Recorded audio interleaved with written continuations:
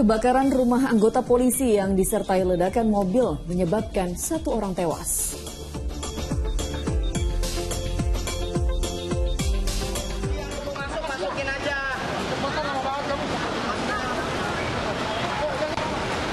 Sejumlah pedagang kaki lima yang menjajakan barang dagangan di atas trotoar kocar-kacir saat melihat kedatangan petugas.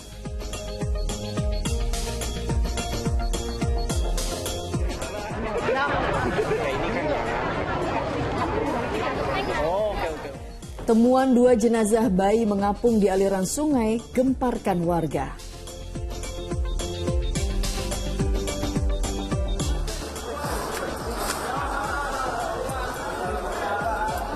Artis Wulan Guritno akhirnya penuhi panggilan penyidik Barreskrim Polri diduga terkait situs judi online.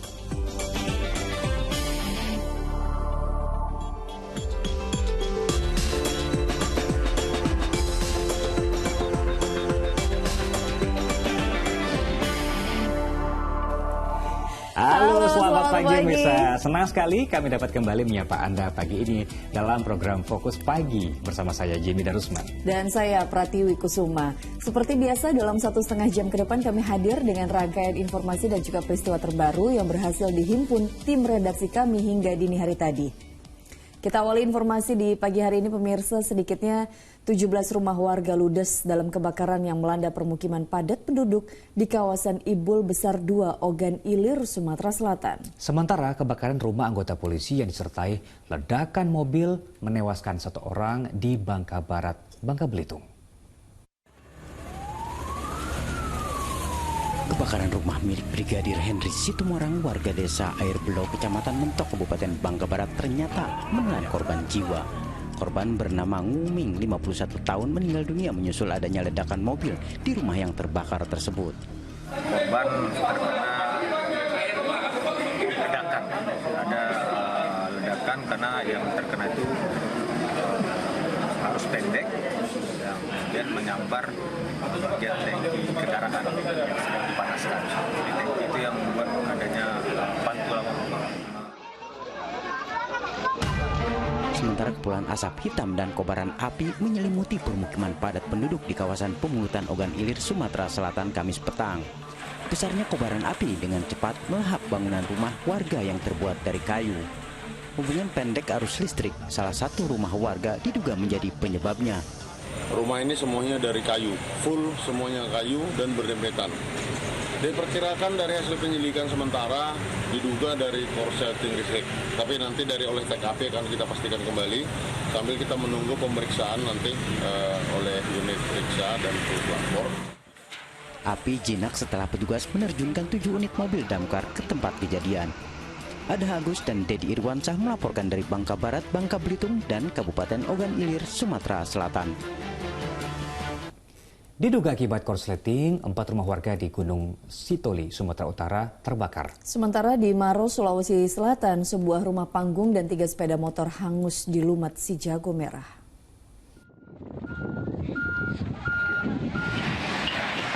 Api dengan cepat membakar 1 unit rumah panggung di Desa Teringgangkai, Maros, Sulawesi Selatan. Kencangnya angin serta material rumah yang terbuat dari kayu dengan cepat menghanguskan bangunan. Kebakaran Kamis siang itu juga menghanguskan 3 sepeda motor serta 20 karung gabah kering. Petugas damkar yang tiba di lokasi langsung memadamkan si jago merah agar tak merembet ke bangunan lainnya. Api padam setelah 4 armada damkar diterjunkan ke lokasi. Menurut keterangan warga, titik api pertama kali muncul pada meteran listrik. Ada percikan di sekitar meteran listrik yang mengakibatkan 1 unit rumah hangus terbakar. Pemilik rumah atas nama Pak Muhammad Amir, dan kondisi rumah dalam keadaan kosong, semua keluar beraktivitas.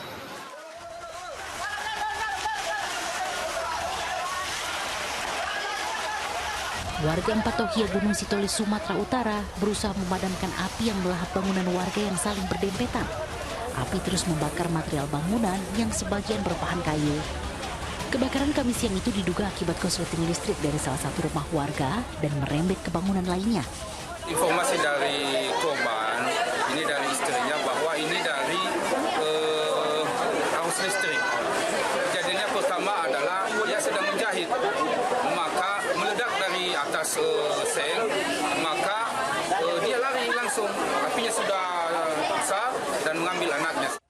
Si jago merah berhasil dijinakkan petugas damkar setelah melakukan pendinginan selama 1 jam. Tidak ada korban jiwa dalam peristiwa ini, namun kerugian ditaksir mencapai ratusan juta rupiah. Tim Liputan melaporkan. Dari informasi lainnya, oknum kepala desa bersama rekannya diduga menganiaya dan menyerang seorang warga di sebuah rumah sakit swasta di Kabupaten Pinrang, Sulawesi Selatan. Nah, hasil pemeriksaan tersangka, polisi memastikan utang piutang menjadi penyebab kejadian tersebut. Dalam rekaman kamera pengawas rumah sakit swasta di kawasan Duampanua, Kabupaten Pinrang, Sulsel, oknum kepala desa dan rekannya langsung menyerang dan menganiaya seorang warga. Pada kejadian Minggu malam sekitar pukul 22 WITA itu, korban Rustam sedang menjenguk kerabatnya yang sakit. Dari hasil pemeriksaan terhadap tersangka, polisi memastikan utang piutang senilai 23 juta rupiah. Pembelian pohon jadi penyebab kejadian ini. Selain memeriksa intensif, kini polisi menahan tersangka untuk mempertanggungjawabkan perbuatannya.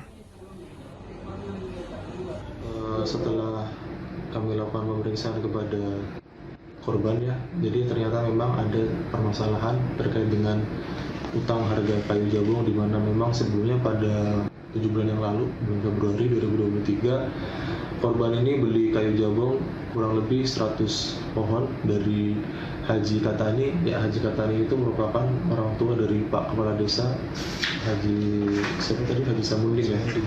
Itu untuk harganya sendiri 23.400.000. Ya, selamat menjalankan ibadah sholat subuh, khususnya bagi Anda warga ibu kota DKI Jakarta dan sekitarnya. Kita lanjut menyimak informasi di pagi hari ini. Jajaran Polres Ogan Komering Ulu, Oku, Sumatera Selatan berhasil menindak ratusan pengendara yang kedapatan melakukan pelanggaran lalu lintas. Sementara di Jakarta, sejumlah pedagang kaki lima yang menjajakan barang dagangannya di atas trotoar kocar-kacir saat melihat kedatangan petugas Satpol PP.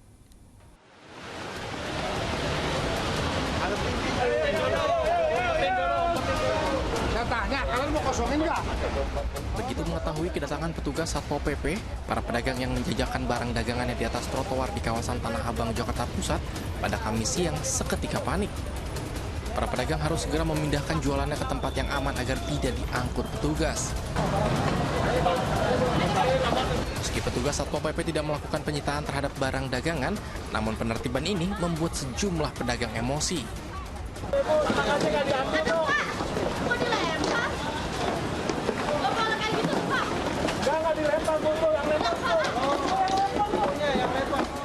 Penertiban ini dilakukan karena banyaknya pedagang yang menggunakan fasilitas umum atau FASUM sebagai sarana berjualan.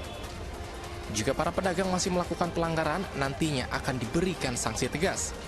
Memang kita rutin di Tanah Abang ini melakukan suatu pengawasan maupun penindakan terhadap para pelanggar transit umum, khususnya yang menguasai atau okupasi trotoar.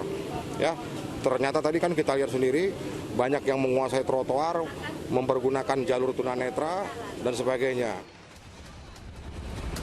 Sementara di Ogan Komering Ulu, Sumatera Selatan, satu persatu kendaraan yang melintas di Jalan Ahmad Yani diperiksa petugas dalam operasi Zebra. Razia kali ini menyasar kepada para pengendara yang tidak memakai helm, mengenakan knalpot bising hingga kelengkapan surat kendaraan, baik roda 2 maupun roda 4. Kita melaksanakan penindakan sebanyak 395 pelanggar yang dominan melawan arus, tidak memakai helm, serta usia yang tidak mencukupi, kemudian kendaraan yang tidak bernopol. Mereka yang terjaring razia baru bisa mengambil kembali kendaraannya setelah melengkapi surat-surat kendaraannya, termasuk mengganti knalpot bising dengan knalpot standar. Polisi berharap tindakan ini akan mengurangi angka pelanggaran lalu lintas di Kabupaten Ogan Komering Ulu. Tim Liputan melaporkan. Masyarakat yang geram membubarkan tawuran pelajar yang melibatkan siswa sekolah menengah di Taman Ekspresi Sempur, Kota Bogor. 3 pelajar diamankan, berikut barang bukti senjata tajam dan langsung diserahkan ke aparat kepolisian.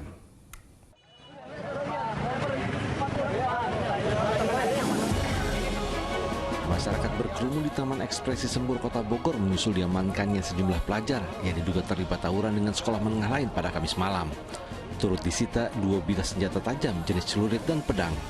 Tawuran terjadi setelah adanya rombongan pelajar menyerang pelajar lain yang sedang nongkrong. Warga yang geram melihat aksi ini langsung membubarkan meski mendapat perlawanan dari kelompok pelajar yang membawa senjata tajam.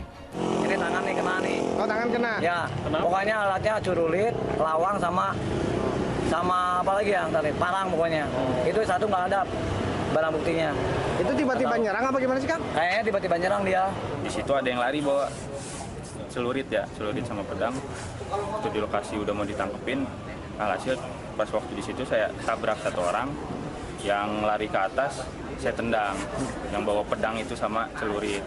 Hasilnya mereka dapat ditangkap sama warga, diamanin sama beserta barang buktinya. Sementara usai mendapat laporan warga terkait insiden ini, polisi bergegas membawa pelajar yang diduga terlibat tawuran ke Mapolsek Bogor Tengah guna penyelidikan. Setelah diamankan 3 orang siswa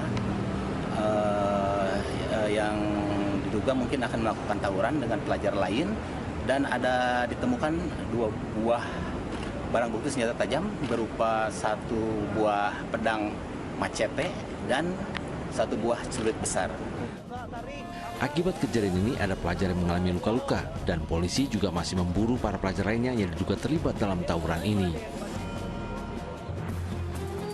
Sementara itu tawuran pelajar yang sudah meresahkan juga dibubarkan warga di kawasan permukiman padat di Medan Marelan, Kota Medan, Sumatera Utara. Warga yang geram berhasil mengamankan 2 dari sekitar 100 pelajar yang terlibat tawuran. Peristiwa tawuran yang terjadi usai pulang sekolah ini sebelumnya sempat diperingatkan, namun justru malah warga diserang. Kedua pelajar yang berhasil diamankan langsung diserahkan ke aparat kepolisian dari Polsek Labuan. Muhammad Hamdani dan Iwan Kurniawan melaporkan dari Medan, Sumatera Utara dan Bogor, Jawa Barat. Di informasi lainnya, sejumlah warga Sembulang, Batam mengusir tim terpadu yang baru turun dari minibus. Ya, warga yang didominasi para emak-emak menolak kedatangan petugas yang akan melakukan sosialisasi serta mengimbau masyarakat untuk mendaftarkan rumahnya agar direlokasi.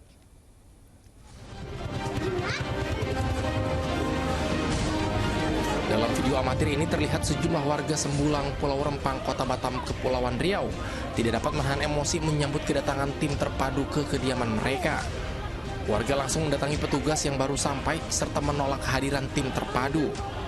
Tak ingin ada gesekan, petugas mengalah dan meninggalkan warga. Kondisi terkini Rempang pasca kericuhan yang terjadi terlihat aman dan kondusif. Di posko pendaftaran relokasi di Kecamatan Galang, sejumlah masyarakat juga ada yang mendaftarkan diri. BP Batam juga mengupayakan masyarakat Rempang untuk mendaftar dengan cara mendatangi langsung warga dengan melibatkan tim terpadu, selain membuka 4 tempat pendaftaran di sejumlah lokasi. Total itu kita yang daftar sudah 64 ya, dan ini terus dinamis ya Pak ya, sampai detik ini 64, terus akan bertambah saya kira.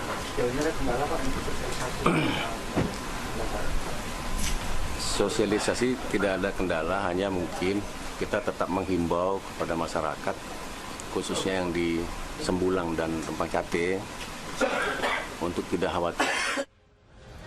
Sementara itu, Polri mengirimkan personil tambahan ke wilayah Rempang buntut kericuhan di depan kantor Badan Pengusahaan atau BP Batam.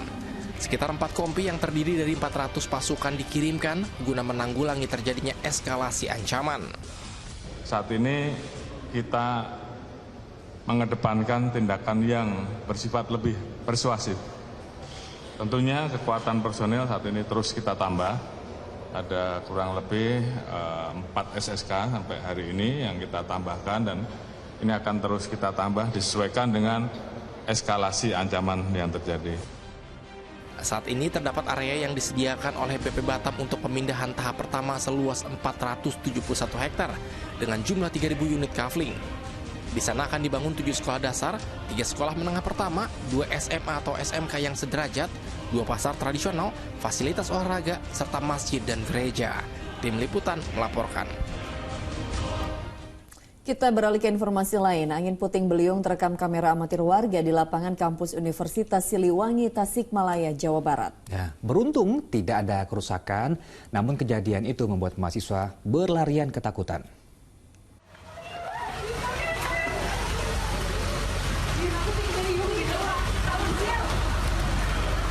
Rekaman video amatir warga memperlihatkan detik-detik saat angin puting beliung berputar di atas lapangan kampus Universitas Siliwangi, Tasikmalaya, Jawa Barat.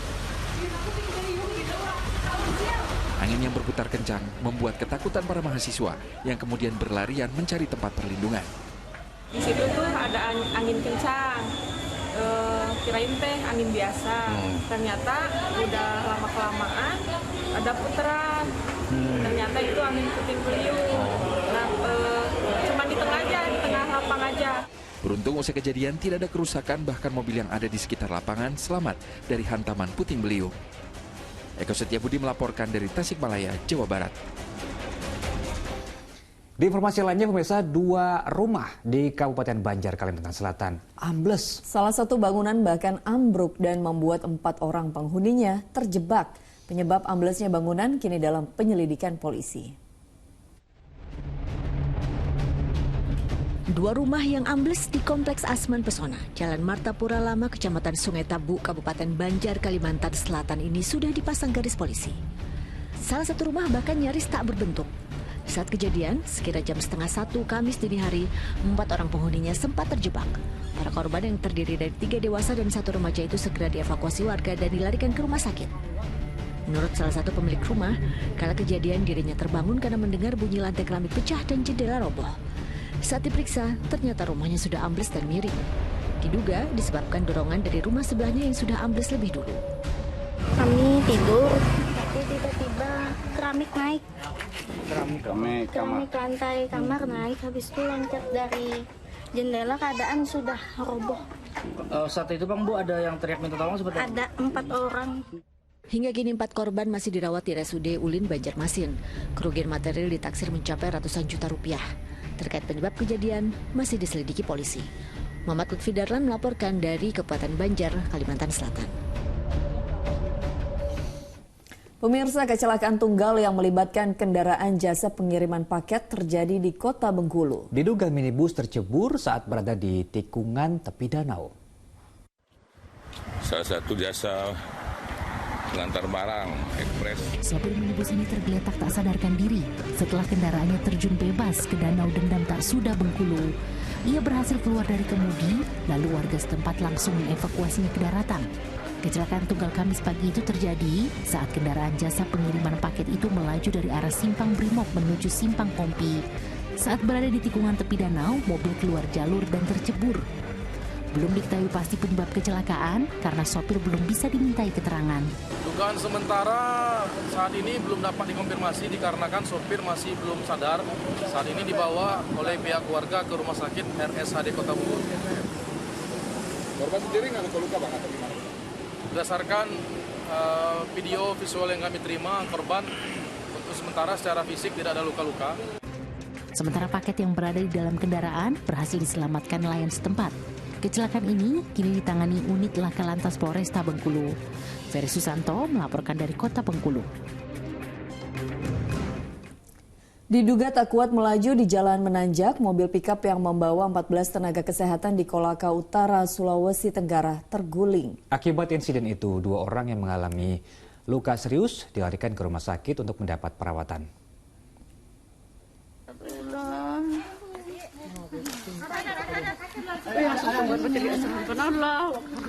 Inilah rekaman amatir saat pikap yang mengangkut 14 tenaga kesehatan di Jalan Desa Loka, Kolaka Utara terguling.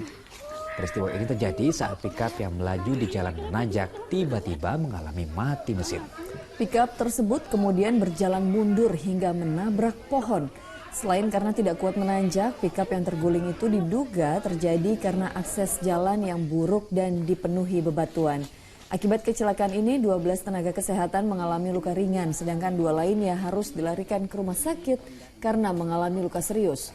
Sementara itu, sopir mobil pikap kini masih dalam pemeriksaan. Ini berencana menuju ke Desa Loka untuk melakukan kegiatan posyandu. Nah, ketika perjalanan menuju ke Desa Loka, karena jalannya termasuk sangat ekstrim dan kondisi mobil pun terlalu banyak penumpang, yaitu sekitar ada 15 orang. Jadi ketika ditanjakan, mobil tersebut mati dalam. Banjir yang melanda Kabupaten Halmahera Tengah, Maluku Utara pada Rabu lalu ternyata menelan korban jiwa. Seorang karyawan perusahaan tambang nikel ditemukan tak bernyawa tersangkut batang pohon di tepi sungai. Teman-teman, keadaan workshop saat ini, Mas? Banjir bandang yang melanda Weda Tengah Kabupaten Halmahera Tengah Rabu lalu mengakibatkan sejumlah wilayah tergenang, termasuk kawasan industri nikel di Desa Lelilev. Derasnya arus banjir memaksa warga untuk berhati-hati saat melintasi jalan. Namun Kamis siang, warga dikejutkan dengan ditemukannya jasad seorang pria mengenakan seragam kantor PT Indonesia Weda Industrial tersangkut batang pohon di tepi sungai. Korban lalu dikenali sebagai Layali, seorang karyawan perusahaan pertambangan nikel tersebut yang terakhir kali terlihat tengah berusaha menyeberangi sungai Rabu lalu. Di belakang pabrik smelter H dan mencoba turun ke tepi sungai. Kemudian melihat korban sudah tersangkut di batang pohon yang tertahan di sungai. Polisi menyatakan tengah menggelar investigasi terkait penyebab pasti tewasnya korban. Sementara itu Kamis malam, banjir bandang yang melanda kawasan tersebut mulai surut.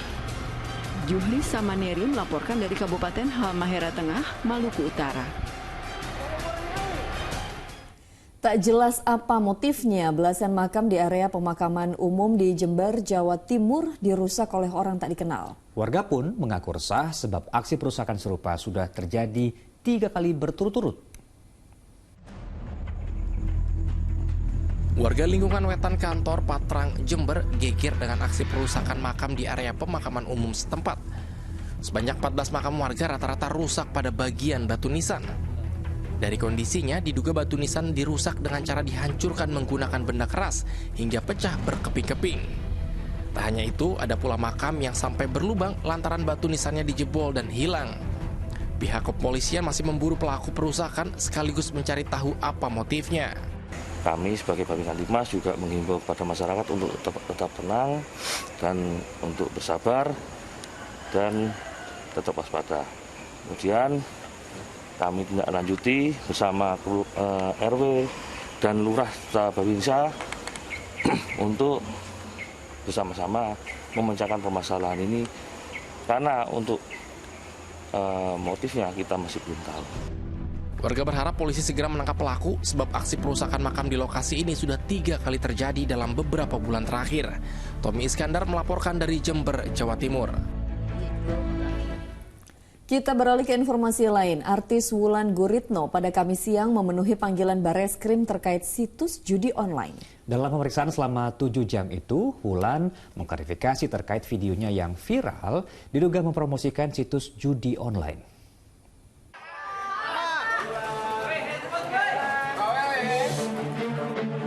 Setelah diperiksa selama 7 jam, artis bernama lengkap Sri Wulandari Lorraine Joko Guritno atau akrab disapa Wulan Guritno keluar dari gedung Bareskrim Polri Kamis sore.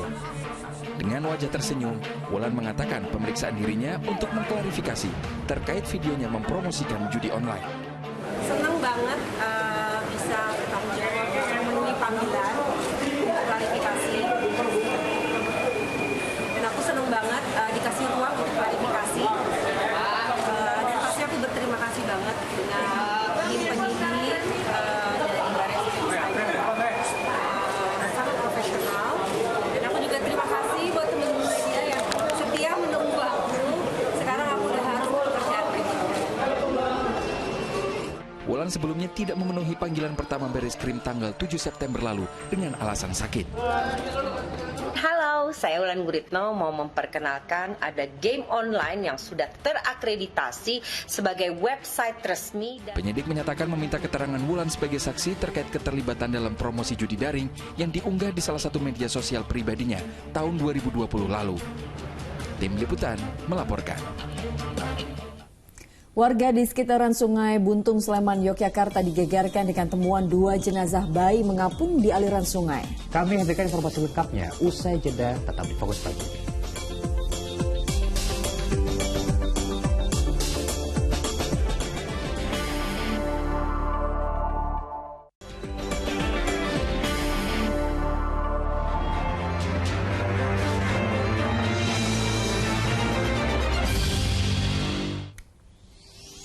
Terima kasih Anda kembali menyimak rangkaian berita di Fokus Pagi bersama saya Jimmy Darusman.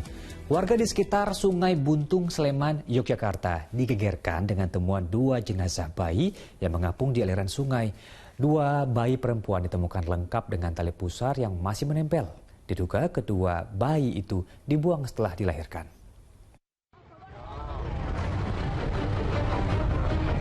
Jalanan Dusun Kerasakan Kelurahan Jogotirto, Kapanewon, Brebes, Sleman, Kamis siang tiba-tiba ramai didatangi warga. Mereka penasaran setelah gegernya temuan 2 jasad bayi mengapung di bawah jembatan aliran Sungai Buntung. Polisi yang tiba di lokasi langsung mengevakuasi kedua jasad bayi tak berdosa itu. Jasad bayi pertama kali ditemukan oleh warga yang sedang memancing ikan di bawah jembatan. Ini lengkap, secara fisik lengkap, baik kepala maupun seluruh tubuh lengkap. Jadi diperkirakan ini habis melahirkan, kemudian habis lahir dan kemudian ditemukan di sungai. Akan mencari ibu dari kedua bayi ini. Jasad kedua bayi selanjutnya dibawa ke RS Bayangkara Polri Sleman untuk pemeriksaan lebih lanjut. Kasus dugaan bayi dibuang ini kini ditangani Polresta Sleman, Yogyakarta. Wahyu Diono melaporkan dari Sleman, Daerah Istimewa Yogyakarta. Sementara di Jawa Tengah, 3 hari lakukan penyelidikan, aparat Satreskrim Polresta Cilacap akhirnya menangkap pelaku pembunuhan seorang wanita yang jasadnya ditemukan dalam tangki septik.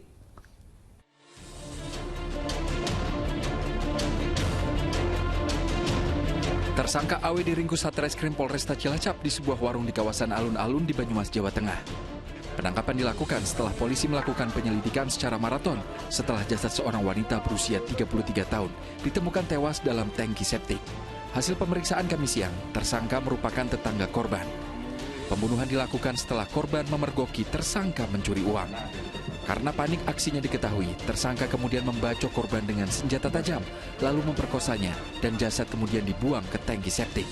Dari beberapa saksi yang kita periksa, alhamdulillah kita mendapatkan data dan pada hari Selasa tersangka AS bisa kita amankan di alun-alun Banyumas. Jasad korban ditemukan warga dalam tangki septik di Desa Sidaurip, Cilacap, Jawa Tengah, Minggu dini hari. Penemuan jasad diawali dengan kecurigaan warga yang tidak melihat korban selama 3 hari. Setelah kamar didobrak warga, kemudian menemukan ceceran darah yang mulai mengering. Setelah menyisir sekeliling rumah, warga akhirnya mendapati jasad di tangki septik tidak jauh dari rumah korban. Mardianto melaporkan dari Kabupaten Cilacap, Jawa Tengah. Lain lagi berikut ini, dibakar api cemburu membuat seorang pria nekat menikam istri dan buah hatinya. Akibat kejadian tersebut, kedua korban mengalami luka serius di bagian tubuh hingga dilarikan ke pusat kesehatan.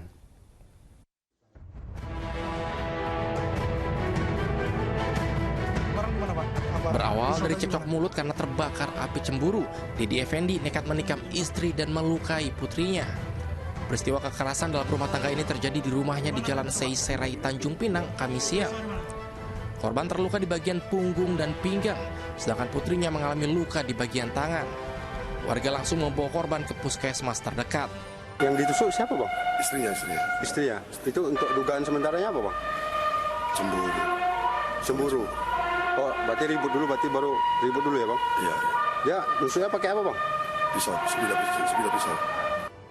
Saat ini, penyidik masih memeriksa terduga pelaku berikut sejumlah saksi yang melihat kasus dugaan KDRT tersebut. Saat ini, korban masih menjalani perawatan intensif di Puskesmas Seijang, serta belum dapat dimintai keterangannya. Aulia Ihsan melaporkan dari Tanjung Pinang, Kepulauan Riau. Seorang pria pengelola penggilingan padi di Kota Tasikmalaya, Jawa Barat tewas mengenaskan dengan kondisi tubuh yang terlilit tali penyambung mesin giling. Keluarga korban histeris.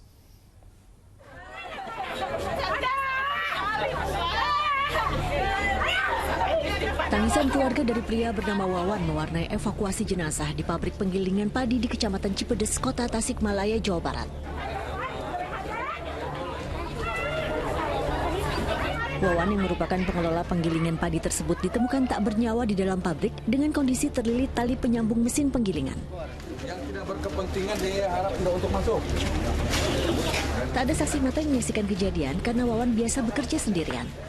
Jenazahnya ditemukan ketika ada warga yang mencari untuk minta digilingkan padi. Pengelola gilingan padi ini jadi terbelit oleh kumparan, barangkali kumparan atau panbel ya, tali cleaner ya. Polisi masih menyelidiki apakah insiden ini merupakan kecelakaan kerja atau ada hal lain. Untuk kepentingan penyelidikan, jenazah dibawa ke RSUD Sukarjo. Eko Setiabudi melaporkan dari Kota Tasikmalaya, Jawa Barat. Beralih ke informasi lain, pemirsa, berpura-pura jadi penagih utang. Komplotan begal menggasak sepeda motor dan ponsel milik seorang kurir paket ekspedisi di kawasan Cipayung, Jakarta. Sementara di Jalan Raya Ciangsana, Kabupaten Bogor, dalam 1 bulan terakhir terjadi 3 kali aksi begal sadis hingga meresahkan warga yang melintas.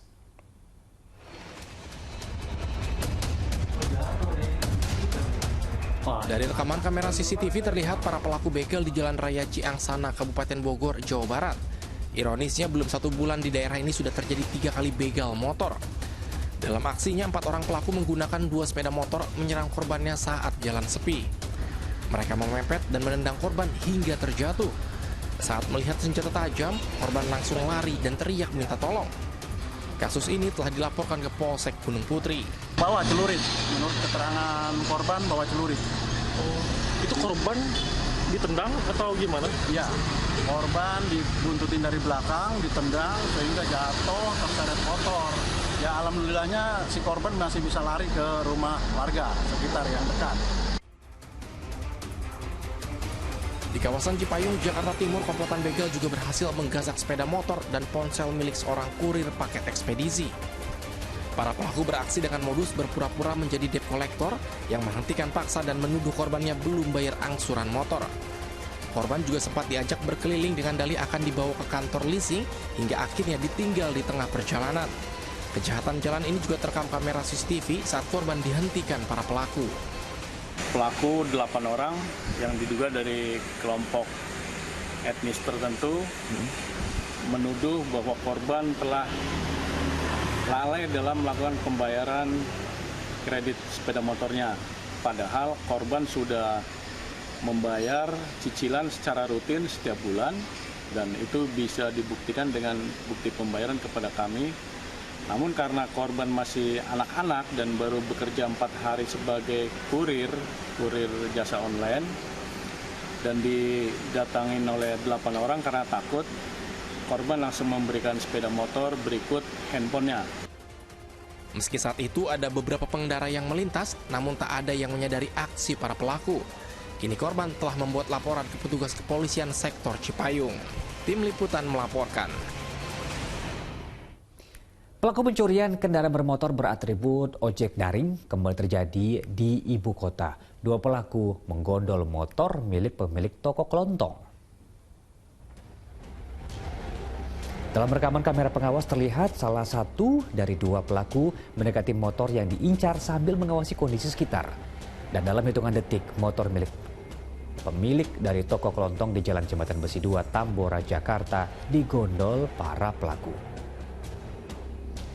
Aksi pencurian ini dilaporkan korban ke Polsek Tambora.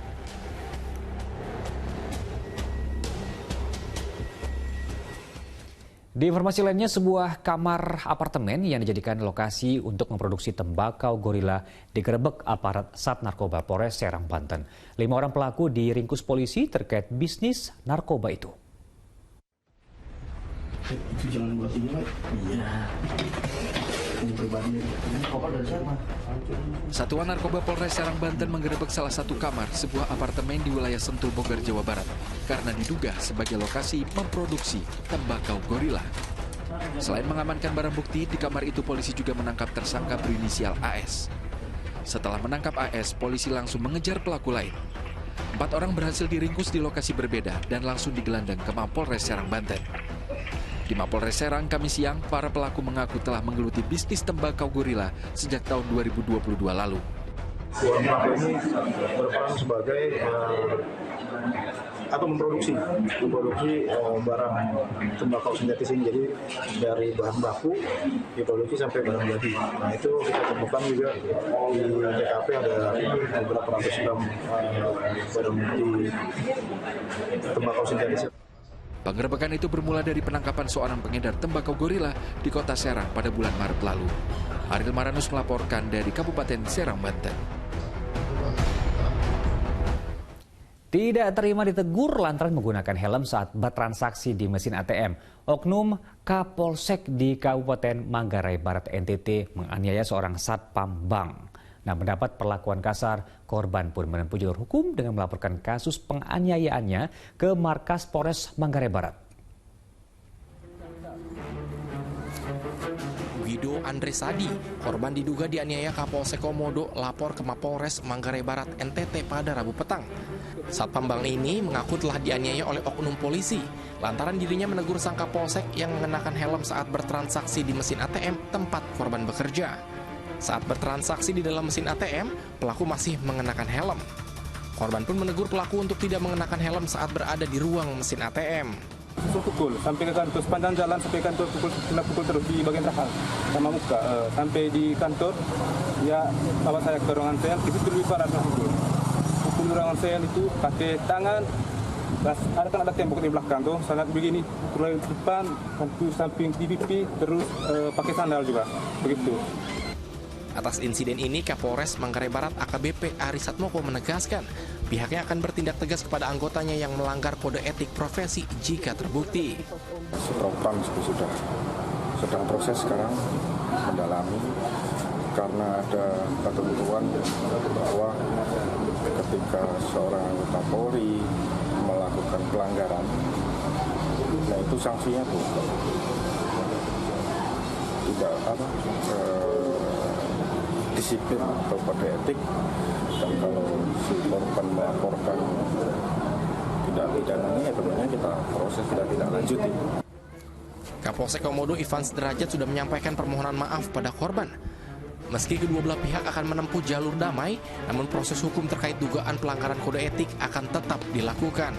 Adrian Pantur melaporkan dari Manggarai Barat, Nusa Tenggara Timur. Ratusan warga datangi kegiatan penyaluran bantuan sembako murah Kartu Pintar Plus di wilayah Semper Barat, Cilincing, Jakarta. Kita simak informasinya usai jeda, tetap di Fokus Pagi.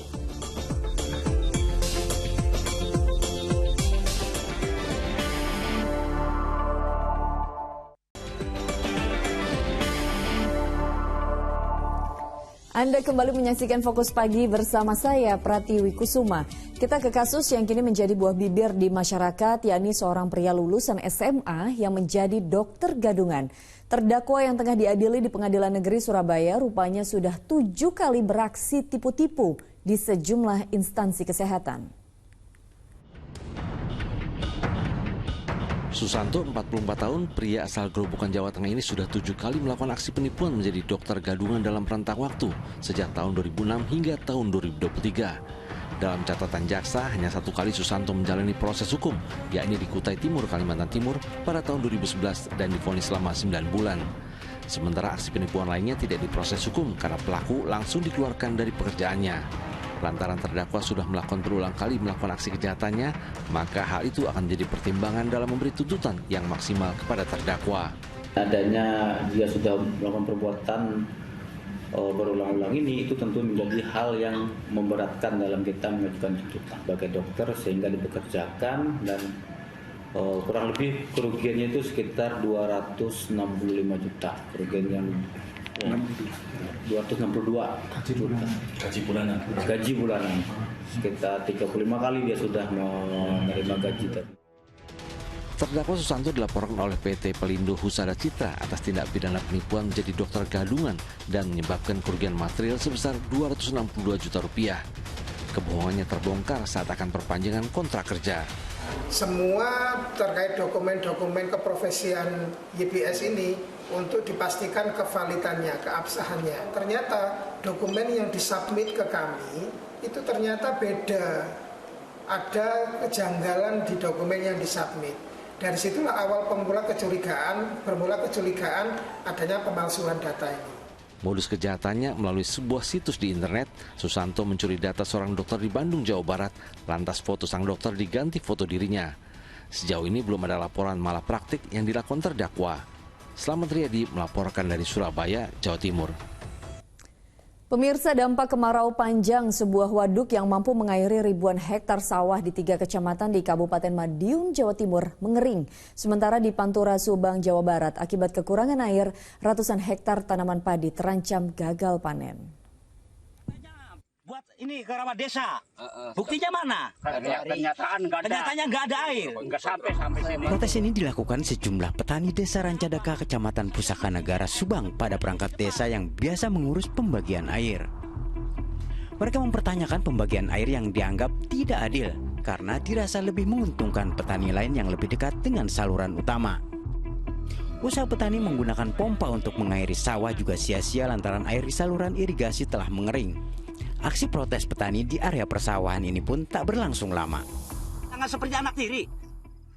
Sama-sama masyarakat, apakah kampung saya Sukamahi ini, Dusun 4, apakah nggak bayar pajak? Bisanya diginiin. Bayar Pak, saya bayar pajak. Artinya nggak mendapat giliran air? Air Pak, jadi itu buat kedok aja Pak, maksudnya Pak. Ya benar. Buat kedok. Ini kalau dari Dusun 1 ini buat ke rawa desa, buktinya mana airnya? Buktinya nggak ada. Lihat sendiri Bapak, mana airnya Pak? Dampak kekeringan yang menyebabkan krisis air juga dialami ratusan warga salah satu komplek perumahan di Ciparai, Kabupaten Bandung, Jawa Barat. Tak heran saat bantuan atau distribusi air bersih gratis tiba, warga di komplek perumahan ini pun langsung menyerbu dengan membawa wadah atau penampung air. Di komplek perumahan Cikahuripan terdapat 380 kepala keluarga yang membutuhkan bantuan air setiap harinya. Sementara bantuan distribusi air selama ini kapasitasnya terbatas. Udah sampai 6 bulanan Pak. Dampak kekeringan, saluran air dari pusat dari sana biasanya ngelihat dari hulu ya, dari mata air. Sampai sekarang agak tersendat, agak kurang lebih airnya Pak. Sebuah waduk yang mampu mengairi ribuan hektar sawah di 3 kecamatan di Kabupaten Madiun, Jawa Timur juga mengering. Dampak dari musim kemarau panjang. Saat ini volume air tinggal 10% dari 3,9 juta meter kubik. Padahal waduk ini menjadi andalan petani saat musim tanam. Air waduk diprediksi akan kembali terisi ketika hujan kembali turun pada Oktober dan November mendatang. Tim Liputan melaporkan. Ratusan warga mendatangi kegiatan penyaluran bantuan sembako murah Kartu Jakarta Pintar Plus atau KJP Plus di RP Tra Pesona Tipar Semper Barat Cilincing, Jakarta Utara pada Kamis pagi. Meski sudah sejak dini hari mengantre, masih ada warga yang tidak bisa masuk lantaran kuota sudah habis. Antrean ratusan warga didominasi ibu-ibu ini sudah tampak sejak Kamis pagi. Sambil membawa anak-anaknya, mereka berduyun-duyun mendatangi RPTRA Pesona Tipar Semper Barat Cilincing, Jakarta Utara demi mendapatkan bahan pokok murah. Para pemegang KJP Plus ini rela antre berdesakan untuk mendapatkan paket sembako murah seharga Rp126.000 yang berisi beras, daging, telur hingga susu. Udah ngantri dari jam berapa Bu? Jam 4. Jam subuh? Iya. Ini buat kali pertama atau berapa? Udah sering. Kalau bulan kemarin, kita kalau bulan kemarinnya kayak gini. Meski antrean warga sudah mengular sejak pagi, namun banyak juga warga yang kecewa ketika petugas mengumumkan kuota pembelian sembako murah telah habis. Jadi yang belakangan pada ke depan, yang belakang pada ke depan. Tadi disampaikan apa Bu sama orang ini? Katanya apa? Kuotanya habis, Terus gimana Bu? Ibu perasaannya Bu? Ya kecewa Pak, nggak dapat apa-apa di sini. Proses pembelian sembako murah ini cukup mudah, hanya menggesek kartu KJP dan saldo masing-masing warga langsung terpotong. Sementara itu, PJ Gubernur DKI Jakarta Heru Budi Hartono mengimbau warga untuk tidak perlu cemas tidak mendapatkan sembako. Heru Budi menjamin seluruh warga pemegang KJP dipastikan akan mendapatkan haknya. KJP kan harusnya jangan ngantri subuh-subuh, kan sudah di kasta bukanya jam 8, jam 7 lah. Iya, pasti bisa dapat semua. Itu udah tersebar di wilayah. Heru Budi Hartono juga memastikan penyaluran sembako murah ini tersebar merata di 5 wilayah DKI Jakarta, khusus untuk pemegang KJP. Aropa Swandi melaporkan dari Jakarta. Pemirsa, harga kebutuhan pangan di pasaran stabil terkecuali harga beras yang masih tinggi. Pemerintah sedianya rutin untuk menggencarkan operasi pasar beras murah demi menekan harga pangan tersebut. Dalam kunjungan kerjanya di Karawang, Jawa Barat, Presiden Joko Widodo bersama Menteri Perdagangan Zulkifli Hasan meninjau pasar Johar dan gudang Bulog. Dalam kesempatan ini, Presiden memastikan harga kebutuhan pokok stabil. Bahkan harga telur yang biasanya di atas Rp30.000 kini turun di kisaran Rp26.000 per kilogramnya. Hanya harga beras yang masih meroket, naik di kisaran Rp2.000 per kilogramnya. Presiden Jokowi telah memerintahkan Kepala Bulog untuk menggencarkan operasi pasar agar harga beras menjadi stabil di semua tingkatan dari mulai eceran hingga grosir. Semuanya baik. Hanya satu beras yang belum turun, tapi saya sudah sampaikan tadi pada telur yang biasanya di atas 30 tadi 26 turun. Dan saya sudah perintah kepada Bulog untuk mengoperasi pasar tidak hanya di retail, tidak hanya di grosir, di Pinang semuanya minta berapapun beri, saya bayar. Untuk stok beras di gudang Bulog saat ini menurut Mendag cukup hingga bulan Januari tahun depan. Oh, beras tadi sudah mulai turun sedikit, Rp50. Tapi di beberapa tempat ada yang turun Rp500. Untuk stok sendiri pasokannya? Itu luar biasa. Supply berapa aja Bapak Presiden bilang ada. Kita ada satu komandan kita mau masuk lagi 4.000, ini 2 aman. Untuk berapa bulan ke depan, Pak? Udah sampai Januari aman kita. Selain itu, Bulog juga harus siap memenuhi permintaan pasar sentra beras berapapun jumlahnya. Samsun Nursam dan Ahmad Hadin melaporkan dari Karawang, Jawa Barat. Di informasi lain, bakal Cawapres Muhaimin Iskandar temui sejumlah tokoh lintas agama dan organisasi pergerakan mahasiswa di Jakarta. Baca Pres Ganjar Pranowo keluarkan manifesto politik tentang demokrasi hingga masa depan bangsa Indonesia. Sementara Ketua Umum Partai Gerindra Prabowo Subianto bersama Partai Koalisi Indonesia Maju menggelar pertemuan bersama untuk membahas strategi kemenangan Pilpres 2024. Koalisi Indonesia Maju yang mengusung Prabowo Subianto sebagai bakal calon presiden menggelar rapat bersama di kantor DPP Partai Golkar, Jakarta, Kamis malam. Selain membahas strategi pemenangan Pilpres, pertemuan juga mengkaji sejumlah program kerja dengan landasan program kerja pemerintahan Jokowi. Ini sudah dibangun kuat oleh Pak Joko Widodo, kita tidak malu-malu, kita timnya Pak Jokowi. Dan tentunya dengan kita menawarkan suatu program yang berani akan menghilangkan kemiskinan, kita akan secara berani juga akan mengadres masalah-masalah kurang gizi, stunting dan sebagainya. Ketua Umum Partai Gerindra Prabowo Subianto juga menerima kunjungan dari mantan Gubernur Jawa Barat Ridwan Kamil. Pertemuan keduanya berlangsung tertutup di rumah kediaman Prabowo Subianto. Ridwan Kamil mendapat jamuan makan malam yang bertemakan makanan khas Sunda seperti nasi liwet, tahu tempe, sate, hingga sambal. Prabowo mengabadikan momen tersebut di sosial medianya. Assalamualaikum warahmatullahi wabarakatuh. Sementara calon Presiden Ganjar Pranowo mengeluarkan manifesto politiknya di media sosial mulai dari soal demokrasi hingga masa depan bangsa yang sejahtera, damai, adil, berdaulat, dan dihormati dunia. Tujuan kita bernegara dan merdeka adalah untuk menjadikan bangsa ini sejahtera, damai, adil, makmur, berdaulat, dan dihormati oleh dunia. Demokrasi adalah salah satu cara mewujudkan itu semua melalui kontestasi pemilu. Maka setiap upaya kita dalam berdemokrasi itu harus selalu mengingat apa sejatinya cita-cita dan tujuan kita bernegara. Marilah kita sama-sama mengadu gagasan, bukan perseteruan. Marilah selalu kita tumbuhkan persatuan, bukan perpecahan. Marilah kita tunjukkan kerukunan, bukan kebencian. Janganlah kita mengorbankan kerukunan, kedamaian, dan persatuan negeri untuk alasan apapun. Jangan pernah. Sedangkan bakal calon wakil presiden Koalisi Perubahan untuk Persatuan Muhaimin Iskandar menemui sejumlah tokoh lintas agama dan organisasi pergerakan mahasiswa di sebuah kelenteng di Taman Mini Indonesia Indah, Jakarta Timur pada Kamis siang. Selain bersilaturahmi, Muhaimin bersama para tokoh tersebut berkesempatan melepas 2 pasang merpati putih ke udara. Tim Liputan melaporkan. Timnas Garuda berada di pot 1 drawing kejuaraan Piala Dunia U17 yang akan dilakukan Jumat sore di Zurich, Swiss. Siapa saja yang akan menjadi calon lawan mereka? Informasi selengkapnya usai jeda.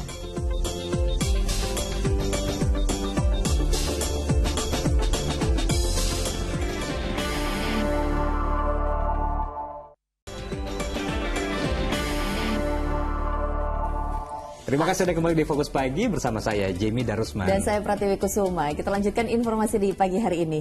Rans Nusantara FC akan menghadapi ujian berat di pekan ke-12 BRI Liga 1 dengan menghadapi Bali United. Duel seru lainnya juga akan terjadi di Stadion Gelora B.J. Habibie, Parepare antara PSM Makassar menjamu Barito Putra. Juara bertahan PSM Makassar akan menghadapi ujian berat saat menjamu Barito Putra dalam lanjutan pekan ke-12 BRI Liga 1 di Stadion Gelora B.J. Habibie, Parepare, Sulawesi Selatan pada Jumat sore. Pasukan Ramang baru kembali menjalani latihan pada awal pekan ini setelah tim diliburkan sepekan selama jeda FIFA Matchday. Masalah kebugaran tentu menjadi salah satu catatan yang diperhatikan pelatih Fernando Tavares agar anak asuhnya tetap tampil prima di laga sore nanti. Sementara di kubu seberang, Barito Putra di musim ini terus hadirkan kejutan. Laskar Antasari tengah dalam performa menjanjikan dan mampu bersaing di papan atas dengan berada di peringkat kedua klasemen. Ambisi mencuri 3 poin tentu diusung Barito demi bisa mengkudeta Madura United di puncak klasifika. Duel seru lainnya dalam pekan ke-12 BRI Liga 1 akan mempertemukan Bali United melawan Rans Nusantara FC di Stadion Kapten Iwayan Dipta Gianyar, Bali pada Jumat malam. Pelatih Serdadu Tridatu Stefano Cugura berpotensi kembali mengandalkan trio maut di lini serang. Duet Ilyas Pasoyevic dan Jefferson Aziz ditambah dengan kehadiran Privat Embarga siap memberi ancaman serius bagi pertahanan Rans. Di kubu lawan, performa Rans juga tidak bisa diremehkan. Rans yang musim lalu menjadi pesakitan dengan menjadi juru kunci kini telah berkembang pesat. Tim milik pesohor Raffi Ahmad ini kini mampu bersaing di papan atas dan berada di posisi 4 besar. Tim Liputan melaporkan. Dan pemirsa, Timnas Indonesia U17 akan bertolak ke Jerman sebagai persiapan hadapi Piala Dunia U17 2023. Ya, Garuda Muda akan menjalani pemusatan latihan di sana dan akan melakoni serangkaian laga uji coba. Berbagai persiapan terus dilakukan Tim Nasional Indonesia U17 jelang bergulirnya perhelatan sepak bola terakbar Piala Dunia U17 2023 yang akan berlangsung di 4 kota di Indonesia pada November mendatang. Skuad asuhan Bima Sakti tentunya terus berbenah mulai dari penguatan fisik, taktik bermain, hingga mental bertanding para pemain. Bahkan guna meraih hasil maksimal di ajang Piala Dunia, Timnas Indonesia U17 akan dikirim ke Jerman untuk menjalani pemusatan latihan sekitar 1 bulan. Dijadwalkan para pemain akan bertolak ke Jerman pada 16 September. Rencananya akan ada sekitar 28 hingga 34 pemain yang akan dibawa. Beberapa di antaranya merupakan para pemain yang telah lolos dari hasil seleksi daerah yang digelar di 12 tempat. Di Jerman nanti, Iqbal Dwi Jange dan kawan-kawan akan menjalani serangkaian laga uji coba, diantaranya menghadapi timnas Jerman U17 dan melawan sejumlah tim lokal di sana. Namun sebelum berangkat ke Jerman, para pemain, staf pelatih, hingga seluruh masyarakat Indonesia akan lebih dulu menantikan drawing atau pengundian grup Piala Dunia U17. Garuda Muda akan tergabung dalam pot 1 bersama tim unggulan lain seperti Spanyol, Perancis, hingga Brasil. Drawing akan dilakukan di markas besar FIFA di Zurich, Swiss pada Jumat pukul 4 sore waktu setempat atau pukul 9 malam waktu Indonesia Barat. Pengundian grup Piala Dunia U17 akan disiarkan langsung dan eksklusif di Indosiar dan Video. Tim Liputan melaporkan. Dan pemirsa, Ketua Umum Persatuan Bola Voli Seluruh Indonesia (PBVSI) Imam Sujarwo melepas Tim Nasional Indonesia Voli Pantai dan juga Voli Indoor Putra ke ajang Asian Games 2023. Meski tak berekspektasi tinggi, para atlet voli diharapkan tampil maksimal di perhelatan se-Asia tersebut. Ketua Umum Persatuan Bola Voli Seluruh Indonesia (PBVSI) Imam Sujarwo melepas Timnas Bola Voli Indonesia ke Asian Games 2023 Tiongkok di Padepokan Voli Jenderal Polisi Kunarto Sentul, Kabupaten Bogor, Jawa Barat. PBVSI mengirimkan timnas bola voli putra indoor Indonesia serta timnas bola voli putra dan putri pantai Indonesia ke ajang olahraga se-Asia tersebut. Hormat dan mencium bendera merah putih sebelum keberangkatan menandai pelepasan para atlet. Berbekal latihan dan turnamen-turnamen sebelum Asian Games, Ketua Umum PBVSI, Imam Sujarowo optimistis dengan para atlet volinya bisa berlaga dengan maksimal di ajang Asian Games 2023. Pihaknya juga tak berekspektasi tinggi untuk pencapaian tim nasional voli indoor, menyusul lawan Indonesia berasal dari Jepang, Cina, dan Qatar. Kita nggak muluk-muluk ya, kita karena ada Jepang, ada China, kemudian ada Qatar. Ya ada, itu cukup berat bagi kita, tapi bukan mengecilkan kita, tapi kita tidak beranilah memasang target di 3 besar, itu tidak berani. Tapi kita coba memasang 6 atau 7 kita di situ untuk indoor ya. Kalau voli pantai kita tetap ingin target kita mempertahankan Asian Games tahun 2019. Tahun 2018. Untuk Asian Games 2023, PBVSI mendaftarkan 12 orang pemain bola voli putra dan 8 pemain bola voli pantai. Tim bola voli putra menghuni pada grup F pada Asian Games kali ini bersama Jepang, Filipina, dan Afghanistan. Mereka akan bertanding melawan Filipina pada laga pembuka yang berlangsung 19 September 2023. Lutfi Taufik dan Fajrin Abdillah melaporkan. Lembaga Sensor Film menggelar ajang penganugerahan LSF 2023 bagi seluruh insan perfilman dan pertelevisian Indonesia. Dan Indosiar meraih anugerah LSF dalam kategori TV Peduli Lingkungan. Peduli Pendidikan maksud kami. Kemegahan dan kemeriahan ajang penganugerahan Lembaga Sensor Film LSF tahun 2023 berlangsung di Studio 5 MTech City Daan Mogot, Jakarta, Kamis malam. Sejumlah artis ternama berkesempatan untuk membacakan nominasi dalam puncak acara yang bertema budaya sensor mandiri, bangga karya anak bangsa. Bentuk penghargaan dan apresiasi kepada insan pertelevisian dan perfilman Indonesia ini terbagi menjadi 20 nominasi. Indosiar meraih anugerah LSF dalam kategori TV Peduli Pendidikan. Ini bagi kami sebuah penghargaan yang menjadi pemicu kami untuk terus membuat program-program yang bisa menyisipkan pendidikan, sebuah program yang menghibur dan juga mendidik.